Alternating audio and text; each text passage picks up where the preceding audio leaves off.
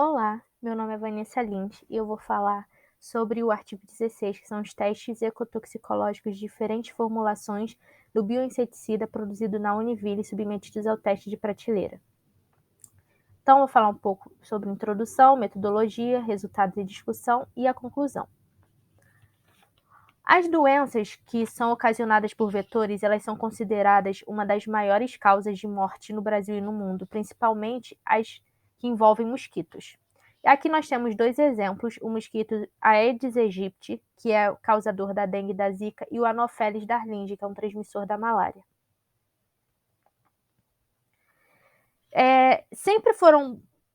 Sempre buscaram alternativas para eliminar esses vetores, esses causadores de doença. Então, há mais de 2.000 anos atrás, já havia registro de uso de compostos para controlar os vetores.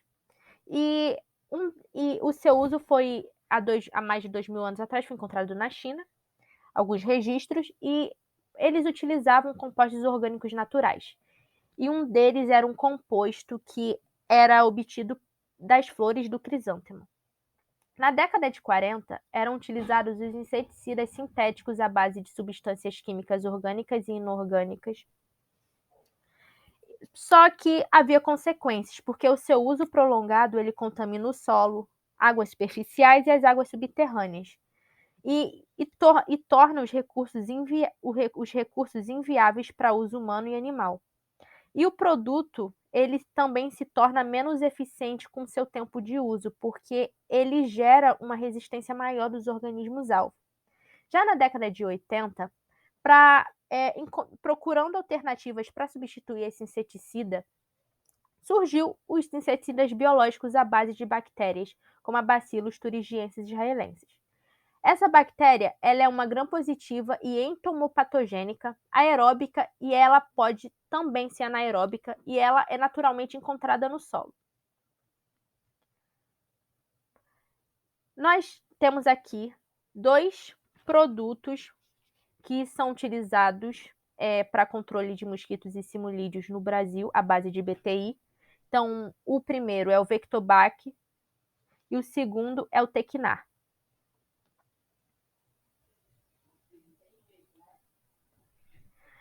O uso do BTI ele é efetivo para combater mosquitos, só porque sempre há falhas. Então, para melhorar a eficiência, eles adicionam alguns componentes nas fórmulas que vão auxiliar no combate desses vetores. O primeiro é a adição de cafeína, que ele vai alterar a produção das esterases no organismo das larvas, levando o mosquito à morte. E o segundo são os extratos de plantas. Ele realiza o controle do mosquito na fase larval. O próximo é a etapa de caracterização do produto, que é o teste de prateleira, e ele tem como objetivo conhecer os efeitos dos produtos ao longo dos períodos do teste, tanto para o inseto-alvo, determinando a dose letal, como também a concentração crítica de ecotoxicidade. E tem como objetivo garantir a segurança na aplicação das novas substâncias. Então, o produto vai ser estocado a temperatura ambiente e é protegido de radiação solar. Então, depois, observa-se quais são as reações ocasionadas por esses fatores sobre as características do produto após tempos de exposição que são pré-determinadas. Então, assim, obtém-se a melhor forma de armazenamento e o tempo de validade. Para que esse ensaio ocorresse, foi feito alguns procedimentos. O primeiro é o produto utilizado no teste foi o BTI Univelle, o micro-organismo utilizado no cultivo Bacillus thuringiensis, o meio de cultivo utilizado no fermentador foi o meio GYS proposta por SAR, a fermentação com cultivo submerso em regime semicontínuo, o sistema inclui instalações necessárias para o controle de pH mantido em 7, a temperatura mantida em 30 graus Celsius, a agitação de 450 a 750 RPM e a aeração 0,5. As formulações elas foram feitas a partir da base proposta por Fischer, que contém quantidades pré-estabelecidas de óxido de zinco de 1,2 gramas, éster de sorbitol 6 gramas e lecitina de soja 6 gramas, como vocês podem ver na tabela 1.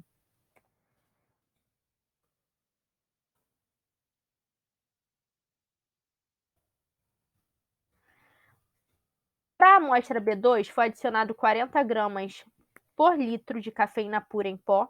Para a amostra B3, foi adicionada 5 ml de clorofila líquida com concentração de 3 microgramas por ml. Os bioensaios para determinação do DL50 foram realizadas com larvas de quarto instar. Então, através do programa estatístico PROBIT, foi determinado a DL50, a concentração letal, que é a concentração letal do produto para matar 50% da população larval empregada em cada análise. Para os testes de ecotoxicologia aguda, foi utilizado o procedimento recomendado pela NBR 12713 e o organismo teste foi o microcrustáceo da Phinia similis.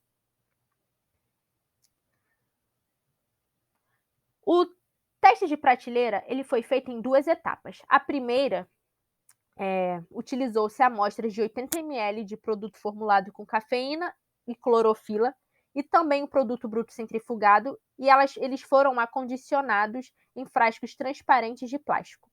Eles foram armazenados em prateleiras em temperatura ambiente e não passou por nenhum processo de desinfecção.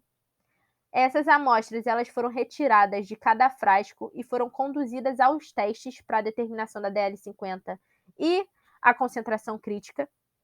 E eles foram realizados em 3 períodos: o T0 no primeiro dia de formulação, T1 30 dias após essa formulação e T2 60 dias após a formulação. Na segunda etapa, foram feitas 3 amostras de 20 ml de cada para os produtos formulados com cafeína, clorofila e o produto centrifugado. E elas foram acondicionadas em frascos brancos de plásticos e estéreis. Então, todos os frascos eles foram submetidos por um processo de pasteurização após a etapa de formulação. Eles foram envolvidos com papel laminado para que não recebessem nenhuma luz. E cada teste DL50 e de concentração crítica, uma nova amostra era aberta, para que não ocorresse nenhuma interferência de micro-organismo, nenhuma contaminação. Então, elas foram feitas em 3 etapas, em 3 períodos. T0 no primeiro dia de formulação, T1 30 dias após essa formulação e T2 60 dias após a formulação. Agora falando sobre os resultados, na primeira etapa, os testes de DL50 não demonstraram nenhuma efetividade do produto, porque não foi constatado a morte de nenhuma larva depois de 48 horas de exposição. Nos testes de ecotoxicidade, os valores de morte muito divergentes dos organismos teste não permitiram uma análise dos resultados através do programa PROBIT. Elas possuíam características tóxicas aos organismos nos testes de concentração crítica. Essas amostras elas não possuíam nenhuma característica tóxica aos organismos-alvo nos testes da L50. No momento da formulação do B1 e B2, elas apresentavam um odor característico e uma coloração marrom claro. O B3 apresentava uma coloração esverdeada por conta da clorofila, que é uma característica da clorofila. Então, após 30 e 60 dias, esses produtos mostraram grande alteração na cor. B1 e B2 ficaram amarelo ocre e B3 ficou marrom. Já na segunda etapa, não houve os mesmos problemas verificados na primeira. O produto bruto centrifugado ele teve um aumento constante da concentração crítica ao longo do teste de prateleira, com uma diferença aproximada de 610% entre 0 e 60 dias de estocagem. Concentração crítica do produto com adição de cafeína após 30 e 60 dias de estocagem aumentou aproximadamente 26% e 880%. O produto com clorofila ele teve aumento em 29% e 189% em relação a T0. Para B1, a DL50, que é a dose letal, aumentou aproximadamente 58,76% comparando o T1 em relação ao T0 e diminuiu em T2.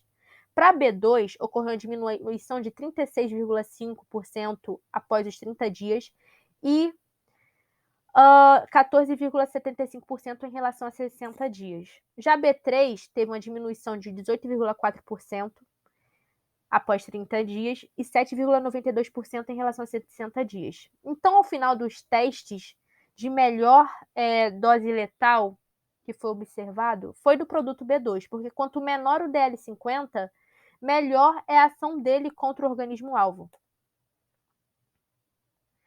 Então, como conclusão, observou-se que a decomposição das amostras interfere diretamente em suas propriedades, então vai diminuir a ação do bioinseticida sobre as larvas do mosquito Aedes albopictus.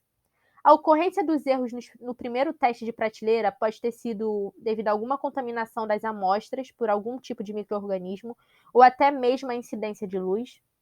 A quantidade de cristais proteicos presentes nas amostras podem ter sido responsáveis pela morte das larvas. Pode ter ocorrido uma influência da temperatura, porque ambas as amostras elas ficaram em temperatura na faixa entre 20 e 25 graus Celsius, e esse grau não impede que o BTI continue ativo e provavelmente fermentando a amostra. Já a esterilização dos frascos, pasteurização das amostras e proteção contra a incidência de luz apenas reduziram a decomposição das amostras, mas não modificaram o fato delas entrarem em processo de decomposição.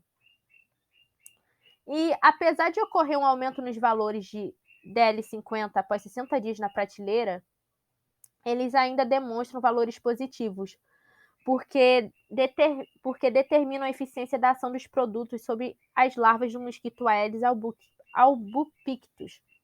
E ambas as amostras, a diferença entre os valores finais de DL50 ela é relativamente grande para todos os compostos testados.